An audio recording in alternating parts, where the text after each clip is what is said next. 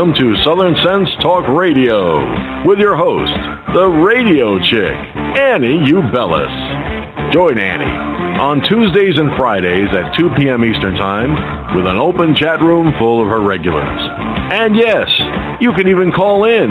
Call 917-889-3675. That's 917-889-3675 to be a part of the action on the phone line. Not able to listen live? Not a problem.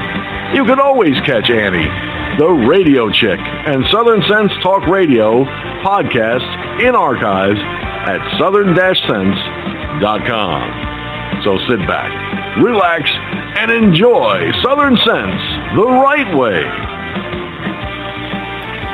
Oh, it's been one of those days. Thank you, Blog Talk Radio, as always screwing us up. You're here listening to Southern Sense here on Blog Talk Radio, High Plains Media, SHR Media, Kinetic Hi-Fi, the Fix FM out of Charleston, South Carolina, half a dozen other places. Just go to our radio show. It's the name of the show. Put a dash in the middle, southern-sense.com. I'm your hostess with the mostest, the radio chick, Annie, along with a very frustrated and exasperated co-host, Curtis C.S. Bennett. Good afternoon, Curtis. Hey, how are you, Annie, today?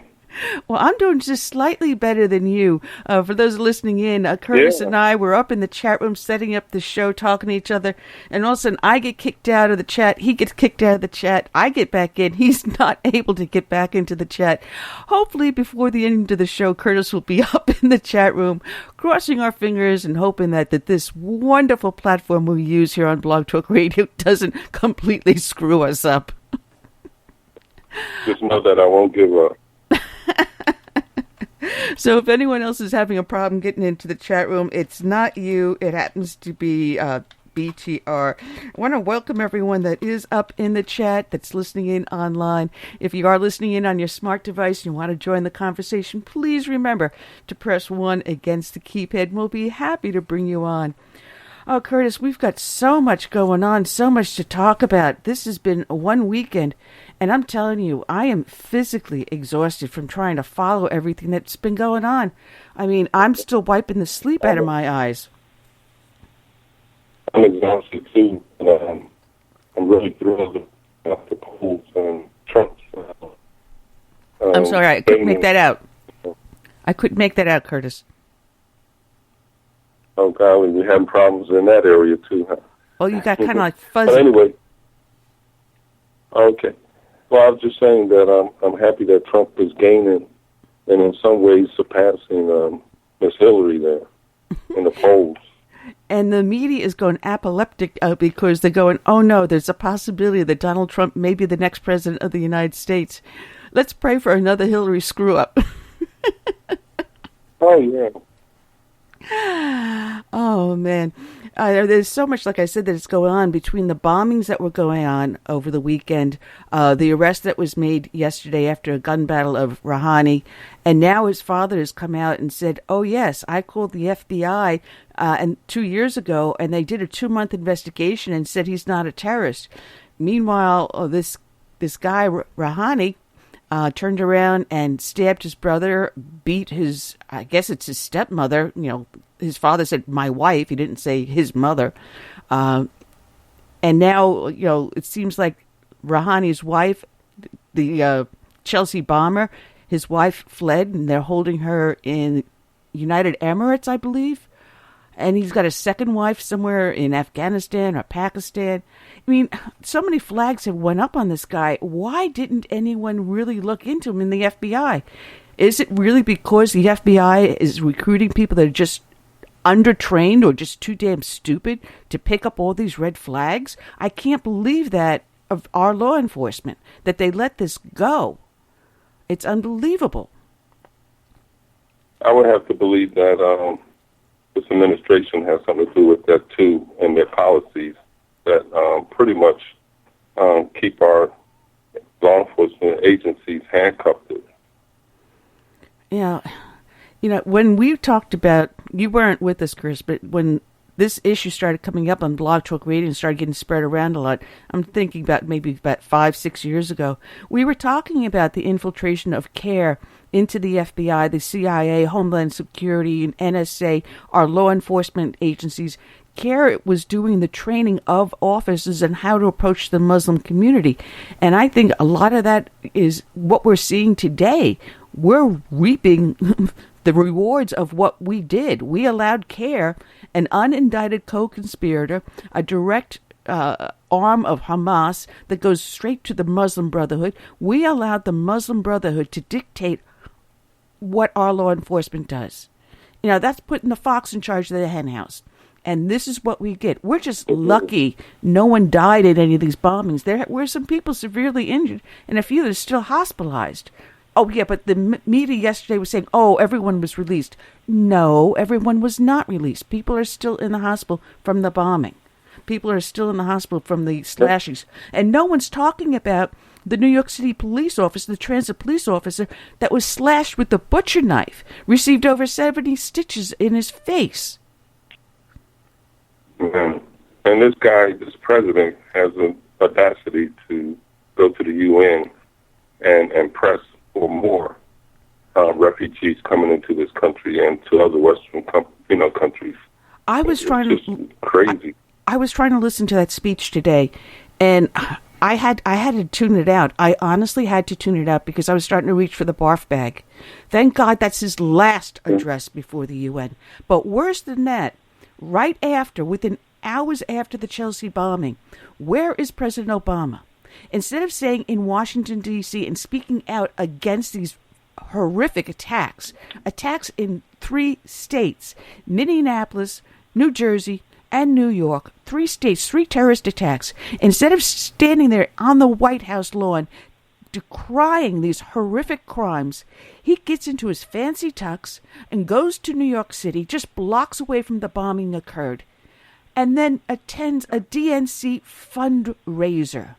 $250 a plate for a chair, $100,000 a plate for a co-chair, $25,000 a plate for guests, 64 guests, a total of 64 guests in a private home.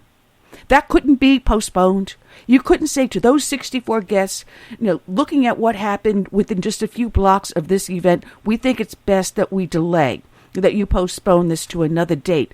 Let the law enforcement concentrate on dealing with this. We don't want to take any resources away from law enforcement just for a security detail for me and for the people at this event. It's not right to the people of New York. It's not right to the American people. So let's postpone this. No. What does that greedy SOB do? And people, I rarely curse on air. Very, very rarely. But this was one hell of a son of a bitch to pull this crap. Because they criticized George Bush from flying over New Orleans right after Hurricane Katrina. They criticized him. And then they have the audacity for this clown to fly to New York and not a peep is said about it. Well, what he was saying. What he was saying in his defense? Obama would say this. Well, the reason why they're called terrorists because they want us to change our schedules and our way of life, and I'm going to show that we're going to we're going to do what we plan to do and not be disrupted, not even by their acts of terrorism. Oh, Curtis, so we're going to go on with this fundraiser. You're going to know how angry I am. And this is what people really hear me do. Bull effing shit. Excuse me, folks. I know you always expect a clean show here, but I am so pissed. What happened over the weekend and this reaction from the White House and from the media, it is despicable. Now, I'm going to take... yeah, they're always there to... they're always there to clean up the poop that these guys put out. The media. Oh. It's crazy. They must be up in hip-length waiters right now. Oh, man. That said, I'm going to take a deep breath and try to calm down. People that listen to the show know that we normally start off with a dedication to a fallen hero. And, oh, man, there were a lot of heroes out there over this weekend, and God bless them all. Today's dedication is going to go out to Lieutenant Waldemar Rivera-Santiago of the Puerto Rican Police Department. His end of watch was September 5th of 2016. And as I pull up the dedication music, I had it right here. Here we go. And this is from the Officer Down Memorial page. Lieutenant Waldemar Rivera-Santiago was killed in a motorcycle crash on PR2 near mile marker 159 in Mayaguez while en route to the police headquarters. He was killed instantly when his police motorcycle collided with a truck. Lieutenant Rivera-Santiago had served with the Puerto Rican Police Department for 30 years. He is survived by his wife and 6 children. And this is the saddest part in this dedication, because when I choose someone, I do as much research into their background as possible. And unfortunately, there was not a lot of information on this gentleman. And this is what makes his loss so much sadder. This was not an easy one to do for Lieutenant Rivera-Santiago. He served for 30 years, but no one talks about his service or dedication anywhere in the media. The one who leaves behind a wife and 6 grieving, fatherless children. But I did find this from Primera Hora, which I had to translate from Spanish into English. And unfortunately, I do not speak Spanish, nor do I read it, so I had to use resources. So the translation is a little choppy, and I apologize. Lieutenant Waldemar Rivera-Santiago, who was traveling in a motor police, had an accident with a truck in circumstances that are being investigated. He was heading to work when he collided with a truck. It turned out to be a milk truck. The police lieutenant died this morning when hitting the motor in which the transmitted bound to work with a truck on PR Road opposite the Sultana urbanization in Mayaguez. The accident occurred at 9:30 a.m. Monday at the road heading towards Mayaguez. Lieutenant Waldemar Rivera-Santiago was 52, traveling in a brand-new Honda 750 police motorcycle, and hit the back of a truck carrying milk in circumstances that remained under investigation. According to the news report of the press office of the police, the truck driver in a Ford F600, identified as Rafael Miro Mora, 33, yielded negative results in the breath test. Santiago Rivera was on his way to work at the headquarters of the district of Mayaguez when the accident that cost him life occurred. Sergeant Marcos Villegas Suarez, attached to the Highway Patrol Division of Mayaguez, and prosecutor Jose Corrido investigated the accident. Many condolences were left on the Officer Down Memorial page, but only 2 struck me. And the first being, Lieutenant Rivera-Santiago, thank you, sir, for your service. To have that many years in the department and then to be killed in a traffic crash is truly a true tragedy. We all know how dangerous riding that motorcycle is. You were so vulnerable as you performed your duty. We will keep your family and department in our thoughts. Please watch over us as we carry on. This was from Sergeant William Foley of the Chicago Ridge, Illinois Police Department. And the true one that really struck me is a poem called The Final Inspection. The policeman stood and faced his God, which must always come to pass. He hoped his shoes were shining, just as brightly as his brass. Step forward now, policeman. How shall I deal with you?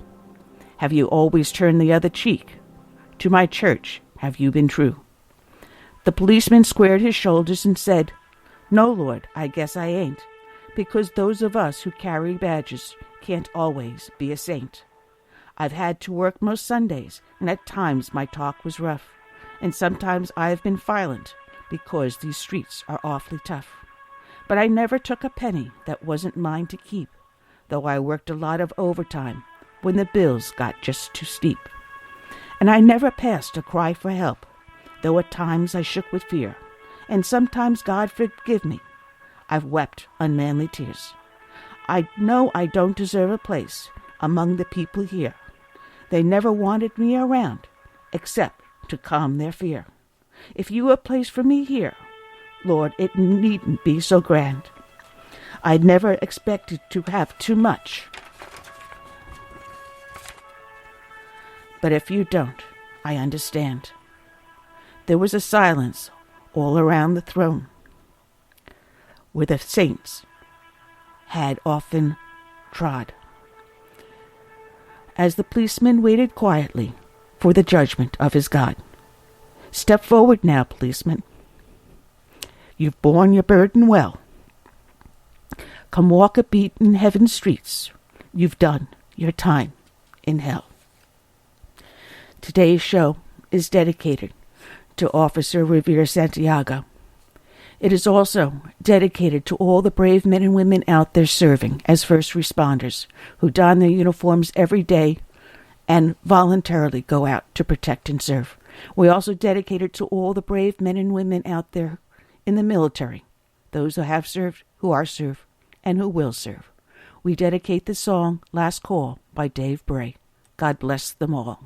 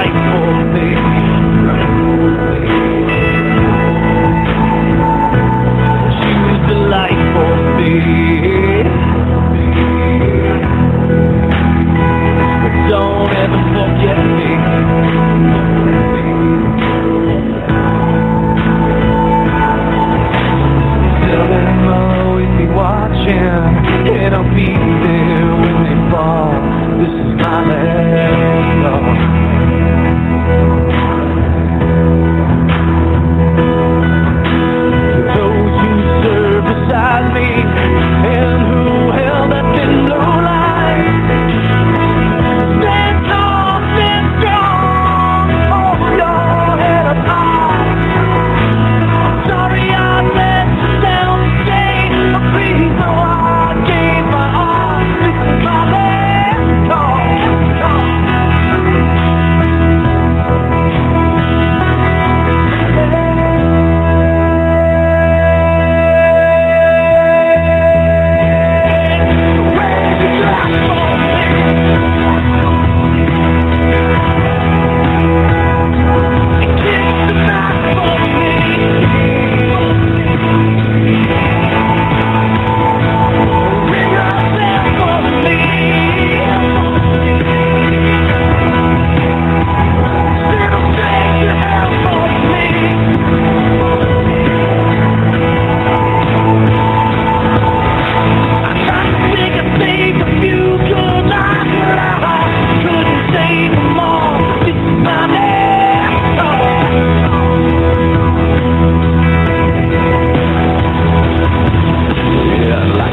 could save a few good lives, but I couldn't save my own. This is my last call.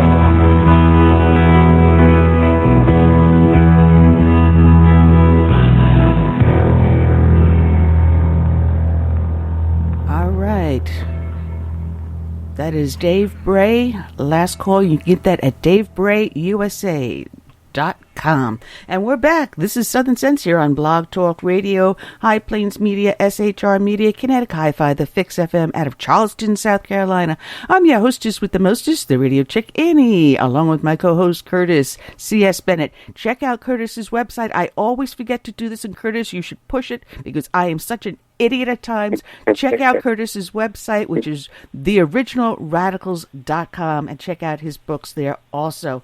Curtis, you got to beat me up on that. You got to beat me to the punch there at times, honey. You got to promote yourself. Actually, you've been doing very well. You've been doing very well. You've been on top of this the last couple of sessions. So I got no complaints. You mean after 6 years I finally figured out how to do this? Oh, man. Our guest is going to be calling in about 10 minutes. We have Cassie Williams. She's the spokesperson for fairus.org. It is an excellent organization. You got to check out the website. Excellent. I came across it by watching a commercial that was up on TV, and she'll be calling in at 2:30. But we do have a friend of the show that has called in, raised his hand on the line, and let's bring aboard George of Firefox News Online. Good afternoon, George. Good afternoon, Annie. Hey, Curtis. Hey, how's it going, George? It's going so far so good, my friend. I'm sorry, Annie, first of all, for not having been to your show more often than I do, but health issues have come up of late, and that has to take precedent. I'm sorry to say, but we won't forgive you. We won't forgive you. That's all. We will not accept your excuse. That's it. I just heard feeling of a dear host and friend. Well, listen, we're gonna have Casey Williams calling in a few minutes, and we're going to be talking about immigration issues and the refugee resettlement. And here we've got this weekend with the attacks in New York, New Jersey, and Minnesota, and lo and behold, they happened to be Muslim immigrants, and one of them was a naturalized citizen who swore an allegiance to the United States of America. Do you think he lied? Just a little bit. Just a little bit. Annie, it doesn't surprise me, though. It truly does not surprise me. Okay? Where was the dictator and thief when this happened? Oh, he went on TV and said something. What, yesterday? No, he was busy. That, he was busy toasting really extravagant Democratic donors. $250,000 a plate for the chair, $100,000 a plate for the co-chair, $25,000 a plate to be there, 64 people in attendance at a private home. And he couldn't reschedule this. He couldn't say to the people that were running this DNC fundraiser, look, it's not going to look all that great. It's going to look like we're really ignoring the threats against the United States of America. It looks like we're ignoring that actually terrorism does exist within our own shores. So why don't we delay this maybe a week or a couple of days? No, but he flies out. He taxes the law enforcement capacity because they're already stretched searching the city for this mad bomber. And no, he shows up several blocks away from where this bombing occurred, where additional bombs were found. And he has the audacity to toast champagne with them while he raises funds for the DNC. And no one out there is criticizing him for that. That has me angry. You ain't the only one, my dear. You're not the only one. This guy has literally... Right. George, we've got our guest calling in. Let me take her on, and then we'll talk with you later on. George, thanks for the call for now. Let me bring on our guest, because she is sitting here very patiently waiting, and I want to welcome aboard Miss Cassie Williams of fairus.org. I'll get it right, Cassie. Hey, how are you? Oh, I am fine. This has been a crazy, crazy weekend. Did you think you would be coming on with all the stuff that's been going on You thought he was going to come on. I didn't. We've had this planned for a few weeks, and I was like, well, we've got plenty to talk about now. So. Talk about, immigration reform. They allowed this guy to swear allegiance and become an American citizen, and yet they don't track his movements as he's traveling back and forth between the United States and the Middle East. That should alone would have raised a lot of red flags. Exactly, and nobody's following up on these people. It's like they're just not doing their jobs to protect the American people. Why aren't they doing that? Why are we at such a risk? We're not vetting these people appropriately when they first come into the country, and then we lose track of them, and, who knows what they're doing. And then, as this is all unfolding, lo and behold, Department of Homeland Security goes, oops, we granted American citizenship to 858 foreigners that come from questionable countries that probably should not have been given American citizenship, that they just might be enemies of the Republic. Oops, we did a little accidental bad here. I know. What is this? It is, like I said, another example of people just not doing their jobs or not doing them well. It's almost 900 people, some of who are in the process of being deported, and the oopsie daisies just accidentally given citizenship. All of them, every single person was from a special interest country, somebody who has presents a national security concern for the U.S., or from a neighboring country with a high rate of immigration fraud. These are people free citizenship from Iran and Syria and Sudan, and oops, what are we going to do about it? Yeah, and the excuse was, well, their print cards weren't processed. Excuse me?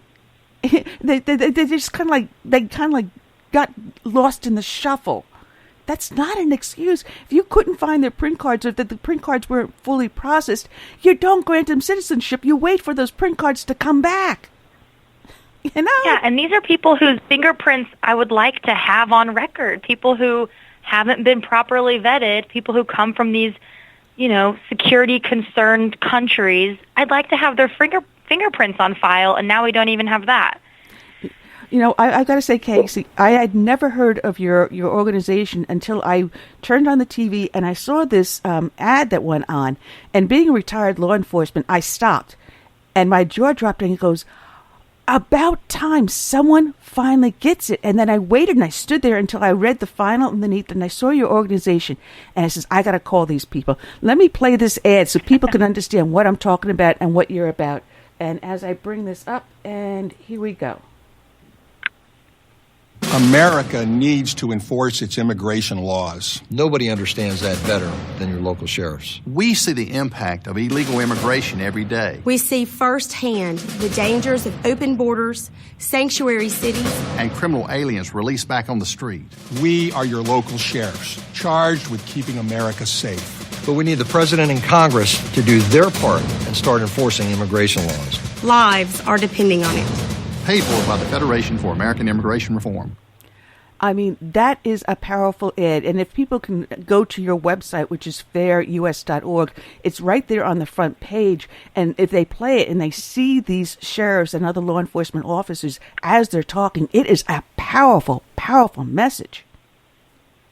It is. And it's a message that I feel like just isn't shared enough. These people are out there on the front lines. They see firsthand the negative impact of illegal immigration. They see how dangerous it is for the citizens who live in sanctuary cities.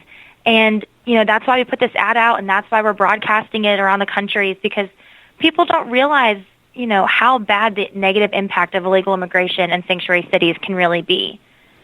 Yeah, and the great thing about your website, you've got an app that people can actually upload to the smart devices. I believe it's for the iOS and Android, and I did upload it onto my phone, honestly.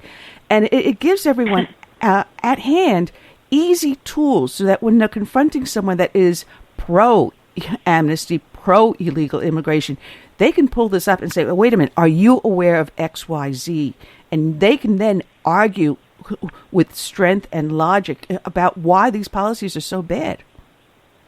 Mm-hmm. And it's such a handy tool because we're constantly updating it with new content. Obviously, the news is always changing, and so we're always giving out our new perspective. We work with Congress and try to influence policy some, and so it's a good resource for people who want the tools to be able to eloquently describe their feelings, because I know for a long time I knew how I felt about it, but I couldn't easily explain, I couldn't answer the tough questions just because I didn't really know the answers. FAIR has the answers, and so, looking at our app or going to our website is a great place to start. Now, tell us how FAIR got started and how long you've been with it. Chris, I just want to get people to introduce to Cassie, and then we go into your questions there. Yeah, so I've been with FAIR for about a year now, and, I handle all of our press, so all of the media, radio, TV, print interviews, but FAIR's been, fighting the fight for a few decades now, I think 35 years, maybe 37, I should double check that, but yeah, and so we have, different departments. We have a state and local department, and they work really closely with, individual states and, local legislation. We have a government relations department, and they handle that, here on Capitol Hill. And yeah, we've got our research department, and they're always putting out new, different reports. We just came out with an education report that goes over the costs of educating illegal immigrant children and how, how much that breaks the bank and how much taxpayers are paying for that. Today we released an environmental report, and that talks about how, unchecked mass illegal immigration to the U.S. impacts the environment here. So yeah, new content all the time, and we're just fighting the good fight. Well, as a matter of fact, someone in our chat room, who also happens to be another radio host, just put up there, George put up, that FAIR has been around for 35 years, so you don't have to look it up, Cassie. There we go. Thanks. We have informed listeners. So, Curtis, go ahead with your question. Clearly. It just seems to me that this president is determined to bring in as many refugees as possible, and without real sensible explanation. It's almost as if he's daring us to do something about it, In other words, this is what I want. I don't care what you want or what you're going to do about it. No, absolutely. The Obama administration is bending over backwards to admit as many Syrian refugees as possible. And it's unchecked. The numbers are just growing constantly. And what's worse is that the usual vetting process, it takes about 18 to 24 months. And the administration has condensed this to just 3 months while expanding the admissions from, countries with ties to terrorism, countries that we should be concerned about. So instead of taking 105 people like we did a few years ago, and each one of them was vetted 18 to 24 months, now this year we've taken over 11,000, and each one of them are vetted for only about 3 months. It's dangerous. It's, how much more can we take? The San Bernardino shootings last year were made possible by poor vetting on the government, and we're still not going to check the refugees that we're accepting. No, it's even worse is that as you look at the actual statistics, the majority of these people that are coming over are not Syrian refugees per se. They're actually from other countries coming through Syria. They're using Syria as their hopping point, and they're not Christian refugees. Very, very few Christian refugees are even being allowed here. They're being vetted harder than anyone else. And you can't vet these people because there's no way to go back and say, well, this person actually did grow up in this village. This person really is truly who they claim to be. There is no way to prove it. It's not like here in the United States, the moment you're born, you got a tattoo on your tush that already tells the whole world exactly who you were and where you'll be at 3:00 in the afternoon. They don't have the technology or the sophistication that we have to track people. And once they're here, they have the ability to disappear and change identities at will. Mm-hmm.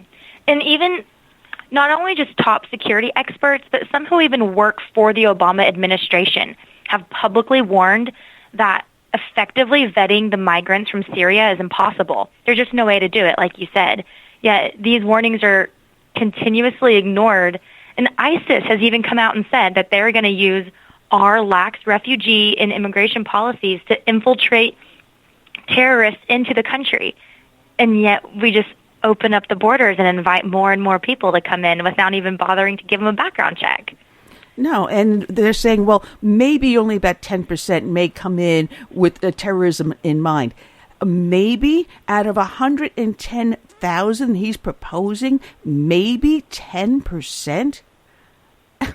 Excuse me, that's 10,000 terrorists that you're unleashing in the next several months. You've already unleashed 10% of the 85, which is 8,500, and we've already seen one in Minnesota, another one in New Jersey, and they stopped a carload of 5 guys. They haven't charged them with anything yet, but there's 5 other guys suspicious. You know, additional pipe bombs, additional pressure cooker bombs, slashings. You got a New York City cop that ended up receiving 70 stitches across his face because a terrorist slashed him across the face with a butcher knife. And this is all over just the weekend. Yeah, that's just this week's news. What's next week going to hold? We don't know, and we can't, we have no way of knowing, and we have no way of stopping it. I feel like, the rise of radical Islam has changed, and it's changed the playing field, and we're just too late to take notice. We're steps behind, and the only way that we're going to be able to get a grasp on things is if we put an end to, the overwhelming refugee program and, letting in unchecked illegal immigrants. Now, what is worse is no one's paying attention to why this weekend. Above all other weekends of the year, outside of 9/11, why this weekend? And everyone, not one person in the media mentioned the fact that it was the ratification of the U.S. Constitution on September 17th. The attacks started on the 17th and continued through the weekend.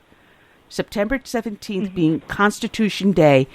And what better day to attack the U.S. and saying attack the very document that's the foundation of the U.S.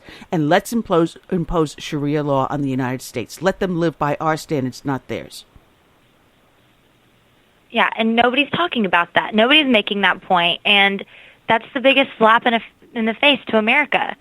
These are the people that we're letting into our country completely unchecked, no questions asked, and then this stuff continues to happen.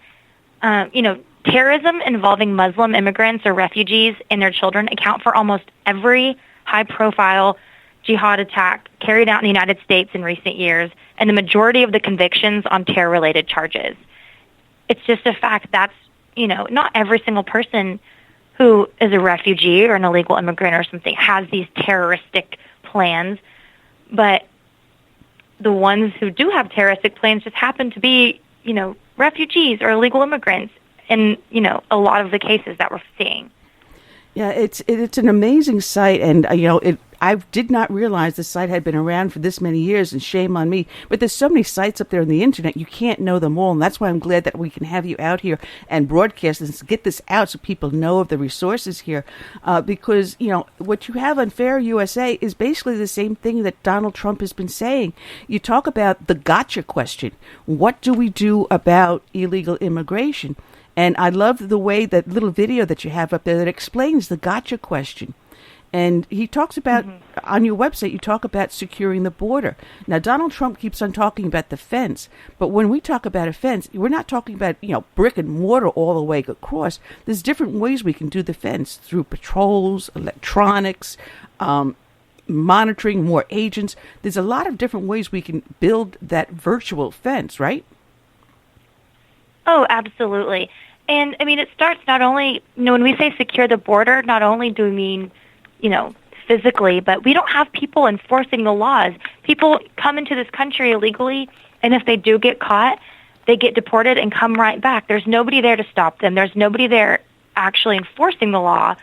These people aren't facing any charges. They just get let go and turn around and come right back. I read a story about last week. There's this illegal immigrant. He's been deported 5 times, and now he's wanted for lighting somebody on fire, kidnapping a woman and dousing her in gasoline and lighting her on fire. He's been charged with kidnapping like an 80-year-old woman and raping her. And he's been kicked out of the country 5 times already. What more does he have to do to be, actually removed from the country for good? It's this ongoing problem, and nobody is actually doing anything to stop it. So we have a lot of issues to fix, including, securing the border is just the start of it. Yeah, now, there was an article on Media Research Center, and that I pulled up a while back, actually last month. And this came directly off of the U.S. Customs and Border Protection website. And it said CBP enforcement at sensitive locations frequently asked questions. And, quote, the policies provide that enforcement actions at or focused on sensitive locations such as schools, places of worship, hospitals, should generally be avoided, and that such actions may only take place when a prior approval is obtained for appropriate Basically what they're saying is that if you come across an illegal alien coming across the border, you are directing them towards places such as schools, places of worship, and hospitals as a safe zone for them to go. Can you believe that? The border agents are saying Border Patrol is helping people. Not only is that their platform, but they have that publicly listed on their website. It's a lack of enforcement. It's a lack of consequences for breaking the law. And so if your hometown or your city has a church or a school, then your city is a sanctuary city. Law enforcement can enforce the law there. It completely undermines the rule of law, and it tells future illegal aliens, hey, make it to the border, come on over, and once you can find a bus stop or a church or a school or hop into a classroom or any of these, join a march or go to a hospital, any of these places, it tells future illegal aliens, pass the border and you're home free. Now, this is the list that is on the website. The locations are included, but are not limited to. When they say schools, they say such as known as licensed daycares. Gee, here you drop your child off. You just gave birth. You got your maternity leave. Now you got to go back to work. So you've got this little 6-month-old baby or whatever. And you're dropping it off at daycare so you can go into your job. And your licensed daycare center, your preschools, your early learning programs, your primary schools, your secondary schools, and so forth, all the way up to colleges and universities, become safe zones, including bus stops during periods when children are present at the bus stop. Now that is scary. It's scary, and it even includes marches. So one illegal alien is walking down the street and finds his buddy, and suddenly they're secure. They could just be marching for some reason, some platform they have. No, they're just walking around and strolling through town, and Border Patrol can't do anything about it. Telling illegal aliens where they can go hide from Border Patrol agents is just, it's just another example of, Obama's administration and their absolute lawlessness, their carelessness for enforcing the law and punishing people who do break the law. No, and it goes even further. Curtis, hang on a second. This one is even scarier, too. Besides putting our children at harm, it says to go to places of worship, such as churches, synagogues, mosques, temples. And they also say sanctuary areas are religious or civil ceremonies or observances. Sorry, my teeth are in backwards today. Such as funerals and weddings. So here you are, you're grieving because someone may have been killed by an illegal alien in your family. But okay, you can still go to the funeral because you're an illegal alien, and we have now declared that funeral, that grieving widow, that grieving parent that lost their child to an illegal alien, a sanctuary area. The barbarity of these. Who thought of these things? What cruel, sadistic, evil person thought of these things? Yeah, it's terrible. And FAIR actually has a few videos out. They're on our website right now and on our YouTube page. And it just kind of highlights, we talk with families of, victims of illegal immigration, people whose children were murdered by, illegal aliens. And we talk with them about, the efforts that they're taking to put an end to this so no other family has to deal with it. And you're exactly right. Imagine the horror of burying your child and then having a bunch of illegal aliens show up because that's a safe spot for them. Oh, man. Go ahead, Curtis. It's bad enough that we have a illegal alien problem, but we also have a refugee problem. Just think of Minneapolis and all the Somalis there who never wanted to assimilate into our society. They're over there murdering, raping, robbing, and just being un-American. And I don't know, just seems like, Congress or somebody should wake up and stop this president, but they aren't, and I don't know what the reason is. And it makes you wonder, is this something? Is there something else to this? Yeah, I mean, it's scary. Who's looking out for us? Who's looking out for the people who are following the laws and doing the right things? It's not our administration. I think this stabbing incident was a Somali. Well, you've got up on FAIR a legislation section where you have what the amnesty updates are, what the current legislation is, and there are members of Congress trying to get bills through there, one of them being H.R. 4856, to make aliens associated with criminal gangs inadmissible, deportable, and ineligible for various forms of relief. But you also have the update where the amnesty updates, what the other side is fighting for, is like to allow illegal aliens to enlist in our military. Gee, what makes you think that might be a bad policy? I mean, exactly. It's laughable that these are issues that we're still talking about. I mean, an illegal immigrant, an illegal alien is somebody who's come here. They've already broken the law once. They are lawbreakers. They've not been punished for this action. Why are we continuing to reward these people? Why are we continuing to, help them out when all they've done is break our laws and then laugh in our face about it? Because this all falls into the gotcha question. What are the things that should be done, to get immigration under control? And the first one, again, secure the borders. The second one, you just said, enforce our laws. And then we've got to remove those who violate our immigration laws. It is one thing to say that someone just simply crossed the border illegally, but then again, when law enforcement comes across someone that commits another crime, knowing that they're illegal, why can't we say, hey, listen, you're here illegally, bye-bye, you're going back home?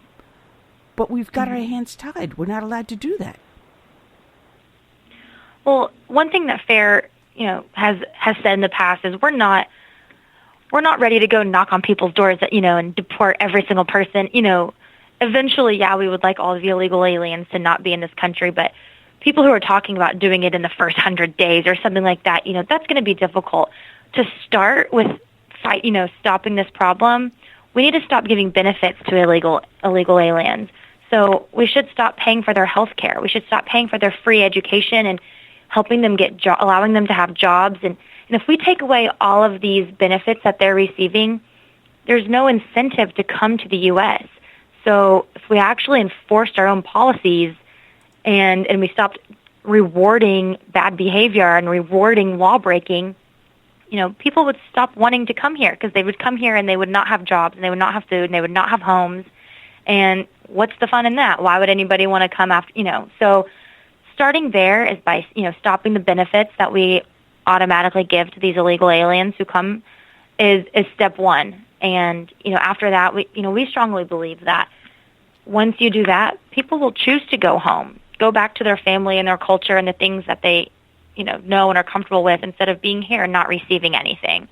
The funny thing is I saw something, and I don't think it was on your website, it was someone else's, but they actually interviewed a couple of illegal aliens and said, well, why did you come here?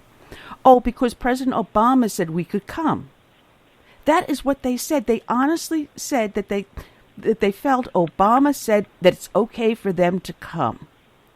And look at what our government's doing. They are giving them Section 8 housing. They are giving them food. They are giving them clothing. They are giving them medical care. They are giving them the education. There's something like 4 million illegal children that have been foisted upon our education system.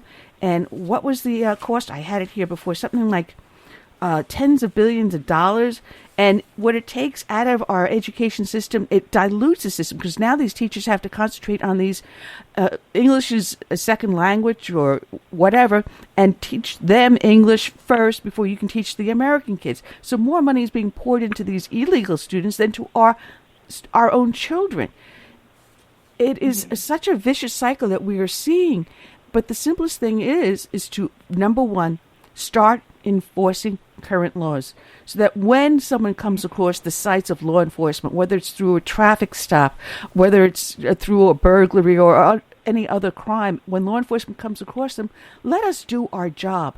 And once people start seeing us do our job, self-deportation will come next, right? Exactly. And, you were talking about the cost of educating illegal aliens and their children.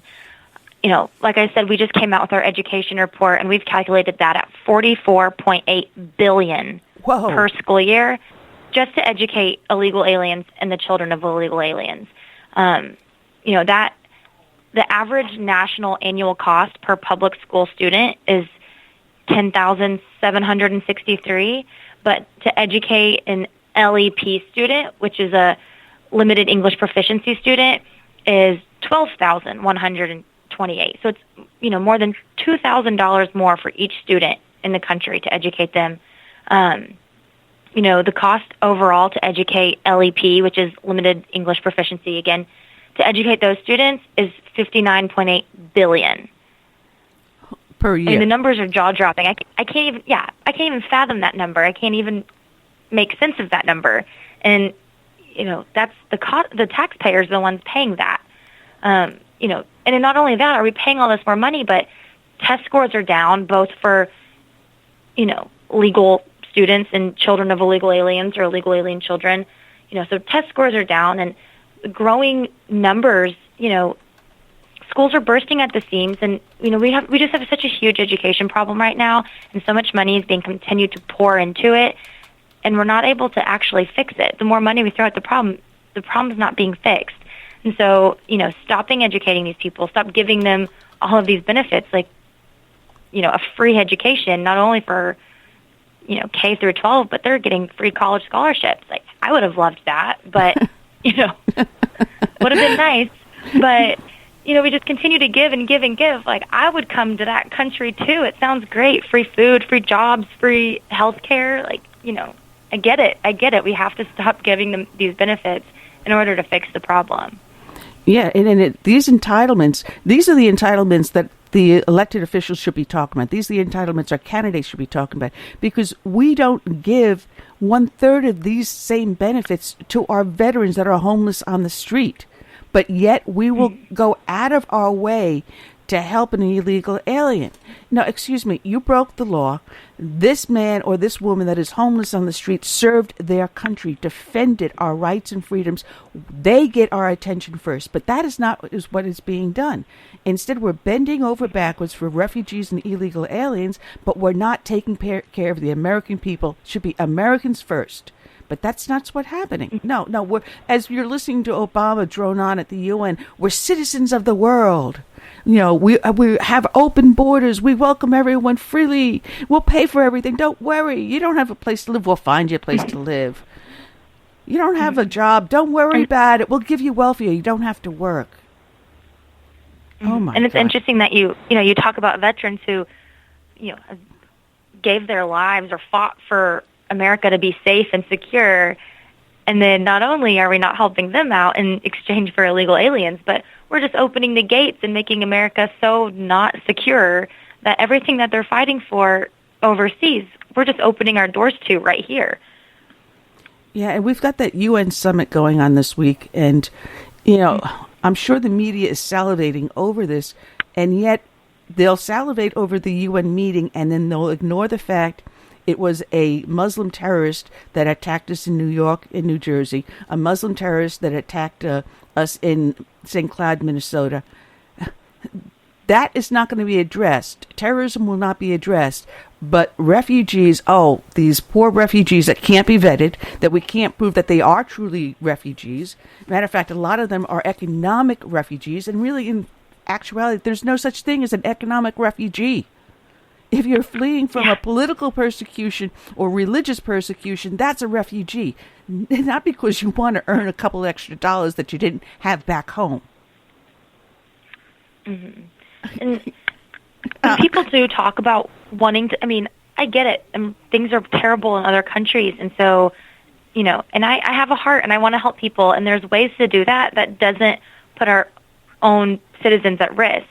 The money that we're spending on these refugee resettlement programs, we could help. I think the number is 8 8 to 1 is the number. If we sent money to those countries, helped resettle them in neighboring countries, not permanently move them here to the U.S., but move them to a safe nearby area, where they are safe and taken care of, that would cost 8 times less. We could help 8 times more the people. And, so the people who talk about refugees, saying we need to do something, there are things we can do that aren't opening our back doors to potential terrorism. You got to ask yourself a question, because a lot of these Muslims, Arabs, whatever you want to call them, in Syria, they actually should be going into countries such as Saudi Arabia or Turkey, countries that are nearby to them, that are near their border, placed in refugee camps that have people of like culture maintaining them, so that there is, you feel like you're still at home. We then work to settle whatever the problem is, whether it's in Syria or Libya or wherever it is. You settle the problem, and then you bring the people back and you repatriate. That is what UN protocol is. But instead of following UN protocol, the UN said, forget about the way we used to do it. Forget about the way we've set up the system to work. The heck with that. Let's just turn around and dump them in these friendly countries such as Germany, France, Norway, Sweden, England, Canada, United States. They've got such a generous society. They'll take them in, and then we can just flood them with it. Open the gates, just a whole flood. Change their society into something that's more acceptable to us, rather than we changing into them. No. That's not how it works. Ask yourself, how come Turkey doesn't want to take these refugees in, and how come Saudi Arabia doesn't want to take them? You think they know something that we're not paying attention to? I'm on a rant today. I really am. Yeah, you're getting me all riled up.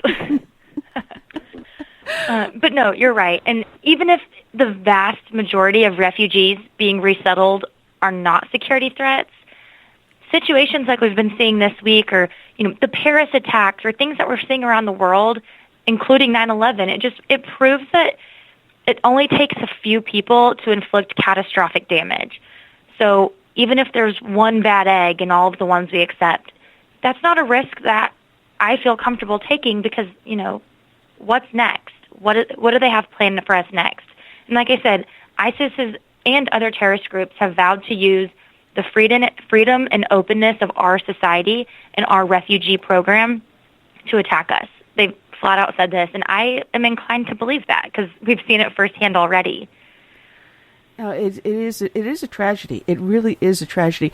And Cassie, it has been a pleasure having you with us. I'm telling everyone to go to your website. It is an excellent website with a lot of fantastic tools, a lot of information on what you're doing to fight this battle.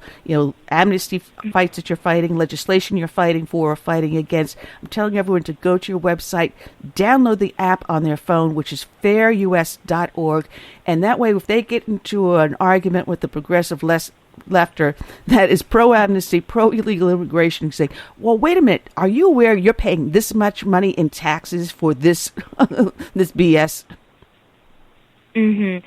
And our website also has a great tool where you can look at your own state and see the tax breakdown, see how much your state individually is paying for education and the overall cost for illegal immigration. So it really hits home to you, looking at it at such huge numbers. Like I said, the unfathomable billions of dollars. That's far-fetched and hard for me to even grasp. But looking at it as, this is how much the state of Texas is paying. This is how much Oklahoma is paying. Being able to look at individual states and, tie it back to home makes it a little more real. And so we have that on our website and on our Twitter account. That's Fair Immigration, just at Fair Immigration. And, we're always tweeting out crazy news stories, all of our new content, different studies. And so, yeah, we would love for your listeners to check out our website and follow us on Twitter and, come say hi to us on social media. All right, we're going to have you back on real soon, I promise. I would love that. All right, check out Casey Williams and her website that's been out there for 35 years, fairus.org. Thank you so much, Casey. You have a great day. Thank you. You too. All right, Curtis. I'm telling you guys, you got to check out the website. There's so many good things on there and so many good tools. It even helps you on the local level. So check it out, fairus.com. We've got our next guest up, Curtis. I've been reading his book, and I have to apologize because you know me, I'm an avid reader, Curtis. You saw my bookcases in the house. Oh, yeah. not just one, not two. You didn't see the one in the back bedroom, the guest room either. And I had to apologize to this author because until his publicist reached out to me, I did not know about him, and I'm sorry I didn't, because, I mean, on my bookcase, you saw, what do I have? Tom Clancy, Robert Ludlum, John Kellerman, John Grisham, Scott Turow, Lawrence Sanders, Ed McBain, Nelson DeMille, Dean Koontz, among many, besides I have approximately 3/4 of the books by Agatha Christie, as well as my Shakespeare. So you know I'm an avid reader. I love it. And I actually started reading his book, which I downloaded on Kindle, and I couldn't put it down. So that is the entrance I'm going to give to my next guest, Jeffrey F. Steffen. Good afternoon, Jeffrey. Hey, good afternoon, and thank you for that great introduction. And I'm a little upset that they didn't send you a hardcover version, that you had to download it on your Kindle. Well, I did ask them, but I guess they get so busy over there they forget. So if you kick them in the butt and say, "Hey, listen, you forgot to send this to Annie," send it over to her. I appreciate it. I absolutely will. I absolutely will. Well, that means now I have to get your other books too. You know, I found it absolutely fascinating, especially with what was going on this weekend, because as I'm reading your book, I'm watching everything unfold, and I'm going, oh, my God. There's so much a correlation, unfortunately, between what's going on in the world. Isn't that terrible, actually? That is it's terrible. That's the first thing I thought of, obviously, when I heard about them attacking the UN convoy. That's what the book is about. And, it's an interesting thing when you write thrillers. We'll talk real politics, I know, but when you write thrillers, you come up with an idea. It takes you a while. You develop the plot. You write it. You edit it. You publish it. And you hope that it's relevant by the time it comes out. And unfortunately, it is relevant because this administration has done nothing to stop ISIS. And so the book is timely, but timely in a rather tragic way. Yeah, it is. It is very timely. And I got to say, I've had a lot of authors, and for some reason authors tend to gravitate toward my show, probably because I actually read the works. But that could be it. I mean, I've had Chet Nagel on. He's written several books about what's going on in Iran, and he predicted everything years before we ended up in the situation we're in. And I find it that authors, when they get into a subject like you do, you're able to see what's going to happen down the road as you do your plot. And unfortunately, too many times I'm finding that you guys are just too damn right. Rogue Mission does that. And in an earlier book, this Rogue Mission is the fourth in the Jordan Sandor series, but we'll get you the other ones too, I hope. But Targets of Opportunity predicted a hurricane and all of this terrorist activity that swirled around it. It was just crazy. I mean, when it came out, they said, "Oh my God, how would you know?" I said, "What are you talking about? I came up with the idea a year ago, so it wasn't like I wrote it yesterday." But it's really too bad. I mean, what's happened over this weekend is more evidence, of course, that we are not getting it done. It's unbelievable. I'm not just talking about New York and New Jersey. I'm talking about what's happened overseas where, the ceasefire, they cut off all the supplies that were supposed to get there during the ceasefire. These people are without food and water, little children. It's insane.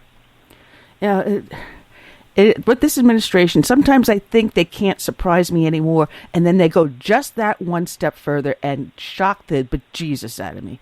I know. I know. Here we are with the terrorist attack, and we've been talking about this in the 3 states: St. Cloud, Minnesota. Minneapolis. Oh God, I'm getting myself. Minneapolis. We had Seaside, New Jersey. We had also in Manhattan, Chelsea, and with all this going on, within hours after they go out on this manhunt for Rihami or whatever his name is, Obama flies from D.C. to attend a DNC fundraiser at a private home just blocks away from where this is all unfolding. And I drove past, wait a minute, it gets worse, drove along 23rd Street and didn't stop, didn't do anything, and didn't even acknowledge at that point that we had been attacked again. Didn't even acknowledge it. Went to the home of Danny Myers, the restaurateur, and his actress wife, and made the following observations: that if black people don't vote for him, that would be an insult to him as a president who served for 2 terms, and that Hillary Clinton, and this is my favorite, Hillary Clinton is the target of sexism. Now, this is a woman who's out there trumpeting the fact that women should vote for her because she's a woman, and now she's saying she's a victim of sexism. It's how much more desperate are they going to get? I don't know. But you're right. He was right there in town and didn't do a thing about it. It's just mind-boggling. I don't know if you know, but I'm retired NYPD, and I can't imagine what my brethren in blue were thinking when he pulled that stunt. I must tell you, I didn't know. I have to stop you. I didn't know that, but when you said the bejesus out of you, you sounded just like my Irish grandfather. So I want to know what part of New York you're from. And then you said you're NYPD. Where'd you grow up? Actually, Long Island. I grew up on Long Island. I'm from the Bronx. Well, I'm from the Bronx. I actually patrolled in Bushwick, Williamsburg. So I'm sure you're familiar with the area. My first foot post, and true story, I still have my memo book, so if anyone wants to question, I'll be happy to photocopy it, and they can check the address out. Was on Driggs Avenue, directly in front of the building Serpico was shot in. That was my command, and still some of the people he worked with were still working there when I got there. Some of them are dear friends. This is really far afield, but I've got to throw this one back to you because you're gonna appreciate this. When I was a young lawyer in New York, we represented the two officers who were with Serpico when he got shot, because in the movie, if you remember the movie from a million years ago, the implication, at least in the movie, was that they set him up to be shot, that they sent him in first. And that's how he got shot. And we sued him. We won a slander suit for the police department. So that was good. Anyway, long time ago. I've got some inside stuff on that. And when Serpico came on, I think it was NBC or ABC, one of the morning shows, trying to hawk his book or whatever, years after, and I had already been retired. Oh, my God, the outrage that came up, because we knew the truth about it. He was just as dirty as the rest of them, and I'm sure you know the story. He got turned by IAD, and that's the only reason why he was the only one not prosecuted. He got turned, plus he was a showboat to make it worse. I mean, because he did go outside the department, which you don't do to your brothers in arms. I mean, now the world's upside down. But anyway, it's a shame, and it's a shame what happened today. And oh my God, I'm drawing a blank. Where was that shooting? In Tulsa, which was horrible. I missed that one. Videos.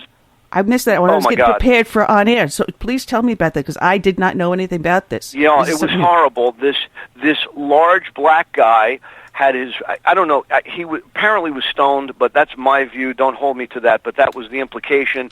His big SUV was parked right in the middle of a two-lane road where nobody could pass, so police officers came, and he was acting erratically, but he had his hands above his head, and they said to him, get your hands above your head, and they told him to stop, and he kept walking towards his car, and he wouldn't stop walking towards the car, so one of the officers tased him, and when he went down on the ground, a female police officer shot and killed him. And it turned out he had no gun on his person and no gun in the car. I mean, there was just, from what I saw, any reasonable person would conclude there was no reason to shoot. There was just an overreaction. He had already been tasered. He was on the ground. His hands had been above his head when he was walking. It was just horrible. And so now we're going to have a bunch more protests and a bunch more of this nonsense. And, Black Lives Matter. All lives matter, for God's sake. If Black Lives mattered so much, why is black-on-black crime the biggest problem in the inner cities in this country? But, of course, we don't want to say that, because then you sound like a racist, and that's what they say about Trump, and then everybody gets in trouble. Have I gone too far? No, I haven't gone far enough, because I was on. I'm also a Tea Party leader, and we had our meeting last night, and as we were waiting for the restaurant, the guy opens up just specially for us, waiting for him to show up and open up so we can get in. I started in on one of those epic rants, and I says, if Black Lives Matter so much, why aren't they in front of Planned Parenthood and protesting the 75% aborted babies that end up being black babies? Why aren't they protesting, as you said, in Detroit or Chicago, where these horrific crimes are? Why aren't they going into the inner cities and building jobs and making sure that the kids can get to school safely, and that the schools are safe, and that they're being educated properly so that they can then rise up out of poverty? Why aren't they going out there and that have people that are homeless on the streets, working to get them off the street, getting into homes and jobs? If Black Lives Matter so much, why aren't they doing something constructive to help the black community? Matter of fact, as you're doing it, you're going to help all communities. Well, and why are blacks taking the lives of other blacks? I mean, it's so sad. You know, I met recently with a very bright guy, a Harvard economics professor, and he said the thing that no one's talking about is the biggest problem that we face in the interior of this country, which is the crumbling of the inner cities. And it's all because we have 2 and 3 generations of people who are on welfare, and they're never going to get off welfare. Forgive my negativity, but let's face facts. There are people in this country, black, white, Hispanic, whatever, that are on welfare that are never coming off welfare. But what we need to do is we need to reach the hearts and minds of these people to say, do you really want the next generation, do you really want your children to live that same life? Do you not want them to be educated, as you say, to try and succeed, to become doctors, lawyers, accountants, businessmen, whatever? And instead, this next generation is being doomed to the same drugs, violence, welfare, this vicious cycle that the Democrats have created so that in a welfare state, these people will vote for the Democrats, and it's going to be another generation, and this time around, we can't afford it. Because, as I say, the inner cities are a wreck, and these poor young people are being abandoned to a system that doesn't work. And it's tragic, and if you talk to these kids, it's like ridiculous. I mean, you're on the street corner, you're dealing crack, you're smoking grass, you're doing this, and somebody comes along to you and says, don't you want to work at McDonald's for $12 an hour? And they look at you like you're out of your mind. They think the guy who worked at McDonald's is a jerk, right? He's an idiot. And I understand what they're saying because they haven't been educated. There aren't a lot of Ben Carsons out there where his mother took Ben Carson and his brother, locked them in the apartment and said, your homework better be done by the time I get home working 2 jobs or you're going to have no bigger problem than me. And there's just not enough of that. And that's what we need because we need to reach out to these people or we've got a problem and they've got a problem. Matter of fact, my co-host is... I was going to say, Curtis, I would go first. We're talking on each other. Oh, go ahead. Should I go? Yeah, go ahead, Curtis. Yes. Anyway, I would go as far as to say that the situation in the black community is right where the liberals' elite want it to be. If minorities are too stoned or too involved with the violence that's going on within the community, uneducated, then they can't keep up with what's going on in Washington and the control that's being wielded over them. So I think it's pretty much part of the plan of the left to keep the black community, in the situation and dire straits that they find themselves in. I completely agree, Curtis. They're buying their votes. They're buying their votes, but they're not buying it just with money. They're buying it with their lives because they're ruining these lives. When they talk about the United Negro College Fund, when they say a mind is a terrible thing to waste, that's what's happening here. These people, there are people in the inner cities who possibly could cure cancer. You know what I mean? Who could find the answer to the Zika virus. And what are they doing? They're leaving there uneducated. They can't read. They have no prospect of getting decent jobs. And so they fall back into this morass of we'll give you welfare, we'll give you entitlements, we'll give you your cell phones and your color TVs, just vote for us, it's all going to be okay. And meantime, these limousine liberals, Barbara Streisand, she's living the high life. What does she care? Well, Hillary Clinton came out of the White House broke, and now she's worth $100 million. How did that happen? Did she take care of any of the black communities along the way? No. And it's terrible because I grew up in the Bronx. I mean, I grew up poor. I slept on a couch for my entire childhood until I went off to school. And the fact of the matter is that I lived in black, Irish, Italian, American neighborhoods. Everything was mixed. But in those days, people were getting educated. People were going to school together. And now it's just brutal. I heard a great line the other day, by the way, when they talk about gun violence, they said if Democrats stopped killing each other, gun violence would go down by 90% in this country. Oh, no. They scream about the NRA, but it's all minority violence that's occurring, and they're killing each other. And it's just something it's got to be addressed, and no one's talking about it. That's the problem. We're talking about where people could go to the bathroom. That's what we're talking about in this country. Oh, geez. You have to apologize. I normally let the guests do all the talking, but I have been on such a rant, such a tear today. After what's been going on this weekend and what our president has been doing, and then his UN speech. I swear, I don't know how to cross my eyes, but I think somehow or other they crossed and came back again. Let's let some more people in the country. That's the answer. 110,000, and then he's saying that people in America have a hard time voting. Well, wait a minute. Try voting in China. Try voting in some of these Arab nations where you get your head cut off if you vote for the wrong tribe. They're telling us that we have a hard time voting here. Here in the state of South Carolina, Nikki Haley, when we passed the voting ID laws, said, all right, so that the feds don't have a problem with us, for this time period, we've got this where we're going to provide anyone who can't get to DMV to get a government-issued ID, photo ID, we will provide you transportation there and back. All you have to do is pick up the phone, call this toll-free number, and we will go out there, pick you up, take you over there, babysit you through the process, and then take you back home. Now, out of the supposed, I don't know, if it was something like 500,000 supposedly disenfranchised people who couldn't get IDs, less than, I think it was 2,000 people called the 800 number for this service. So just how hard is it for them to get their IDs? Right.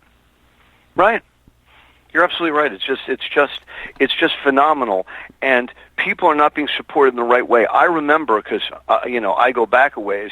I remember John Lindsay as the mayor of New York, and I'm not going to say this is where it started, but he was a great example of the symptom of the problem, Curtis. When you talk about what's going on in the inner cities, what would happen is he had cocktail parties to go to. So when they were rioting in Watts or wherever, my timing may be off slightly, but when people started making noise in New York, what did he say? Increase their payments, increase the entitlement programs. I've got a cocktail party at the Metropolitan Museum to go to. I don't want to be disrupted. And so just keep paying them. It'll be okay. And that's the mentality that doesn't help people rise up, educate themselves, and succeed. Everyone, poo-poos this, but there really is still an American dream. I mean, this is still the one country in the world you could be anything you want to be if you're willing to work for it. But if you've got no motivation to work, you fall to pieces, which is why socialism has failed in every country it's ever been tried. Because if you take a person's motivation away, you take away their ability to succeed, to enjoy life, and you wind up with drug addicts, you wind up with gangs, you wind up with violence. And this is not a black-white issue. This is a poor-rich issue, and we've got to pull that together. Yeah. Well, I'm probably going to date myself because when I came out of high school, bicentennial, okay, that'll definitely, people will know exactly how old I am. Month after I came out of high school, I wrote a editorial which was carried in the Long Island Press, which was at that time the newspaper to be around, and it was carried as a full featured editorial. And it was about the bicentennial. So here I am, just turned 18, heading into college in a couple of months, and I end up with my first editorial in a major New York newspaper. So I'm dating myself. So I remember those Lindsay years. It was under Lindsay that Katie Genovese was brutally raped and murdered. And that was under Lindsay's watch. And that is I can still see the pictures of the crime scene in my mind from that. That was our dear Democratic mayor. And I'm not blaming him for Kitty Genovese, but let's face it, don't get involved. That was the theme song. Yeah. Don't get involved. If people are going to get upset, give them money. It'll work out. It's just brutal. So now, what about the election, folks? Now we've got, by the way, I love this particular one because I like Bono. He's a decent musician and all that sort of stuff. But the fact that he's become a political pundit is beyond my comprehension. And he said that the United States, he was talking to Charlie Rose, he said the United States is the greatest country, the greatest ideal in the history of the world, and Donald Trump is the worst thing to ever happen to the United States. But Donald Trump is he not looking at what Hillary Clinton is doing? But isn't Donald Trump the epitome of the American dream? He's not a complete allergist, but he's close. Yeah, I mean, he didn't exactly start from, ground zero, let's face it. I mean, he had a pretty good head start. So I don't know if he's the epitome of the American dream, but I will say that he's certainly a successful businessman on some levels. On some levels, he's an unsuccessful businessman. Okay, he's had failures. That's what happens in life. It was Robert Kennedy who said, only those who dare to fail greatly can ever achieve greatly. So, okay, so he's a Robert F. Kennedy guy. But the fact is, for Bono to say that he's the worst thing that happened to the United States and not look at Hillary Clinton and what she has done and what she hasn't done, I mean, now she's claiming that Donald Trump is the poster boy for helping ISIS recruit people. Unless I'm mistaken, ISIS was created on your watch, lady. I mean, you and Obama, who led from behind, allowed this void to be created in the Middle East where ISIS grew and grew and grew and became this powerful, powerful entity that is now as strong as it's ever been. They've done nothing to get in its way. As I said, when I wrote Rogue Mission, I was hoping that by the time it came out, maybe ISIS would have been more historical than present, and yet it's worse than ever. And they want to blame Donald Trump now for creating recruiting techniques for ISIS.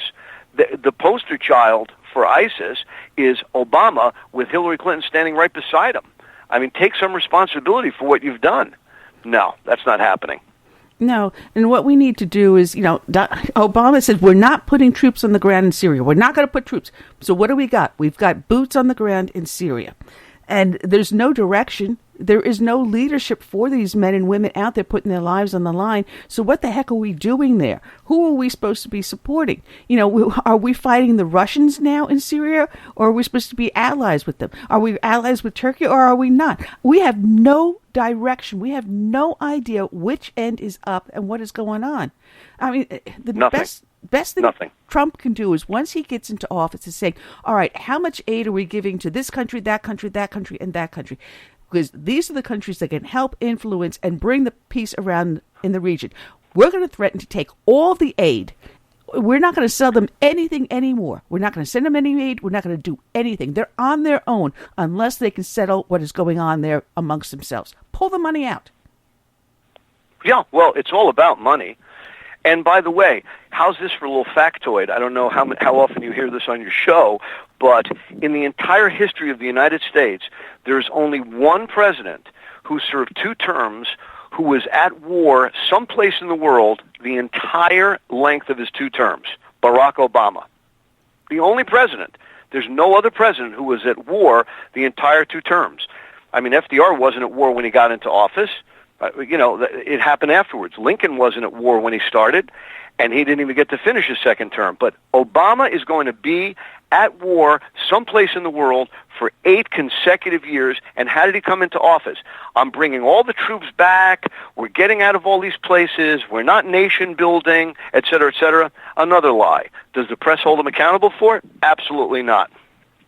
Hey, Jeffrey, he got a Nobel Peace Prize, remember?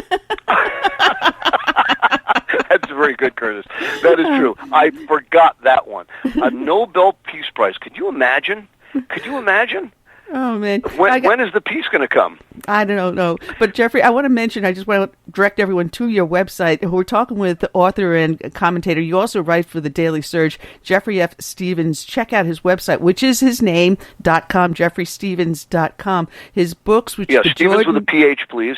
Yes. And you'll find some fun stuff on there. And, in fact, with respect to my books, we have a couple of video trailers that are like a minute long, so it's like sort of like a movie trailer, so it's fun, and you get to see what the books are about. And the main character, Jordan Sandor, I'm very gratified to say, if you don't mind me just plugging this, that a lot of critics have said that he's an easy guy to root for because he's a real American hero, and that's kind of the character I wanted to create. He's based on a real CIA agent that I know, and these guys work in the shadows, and they don't get credit, they don't get medals, whatever, and they don't save the world by swilling vodka martinis. They really have to be out there risking their lives all the time, and they do an amazing job because the plots that are initiated against us that are foiled on a regular basis it would be people, their heads would spin. You talk about crossing your eyes. Your head would spin like The Exorcist if people knew how many of these plots we actually avert. And so it's really tremendous work that the covert operatives do, and so that's why I enjoy writing the series. But, visit the website for sure.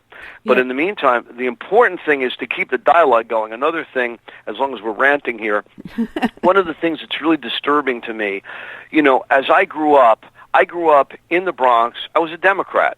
I mean, that was it. Everybody loved Kennedy.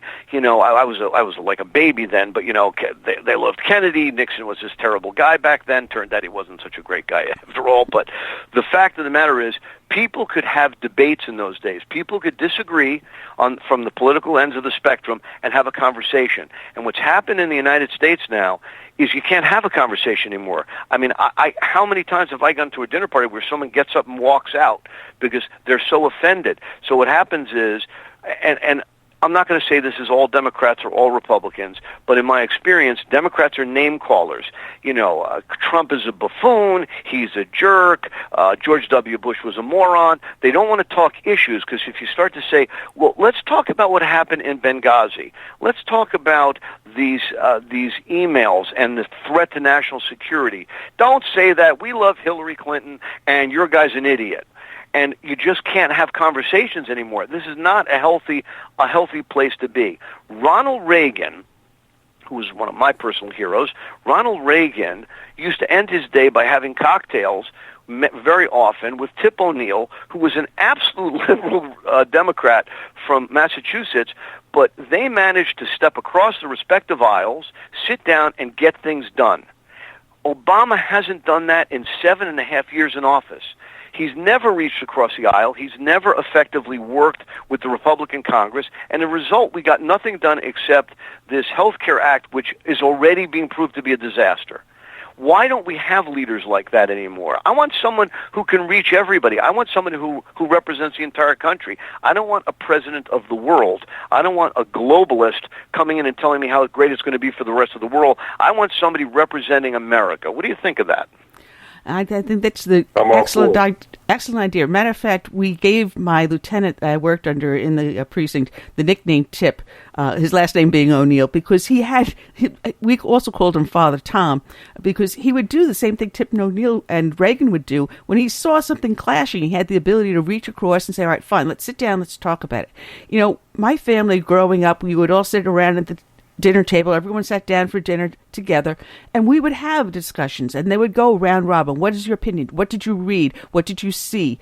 And we would discuss politics and social issues. This is the family growing up. This is what we're missing, the ability to sit down and talk amongst ourselves, whether it's with our family, with our friends, or with a complete stranger.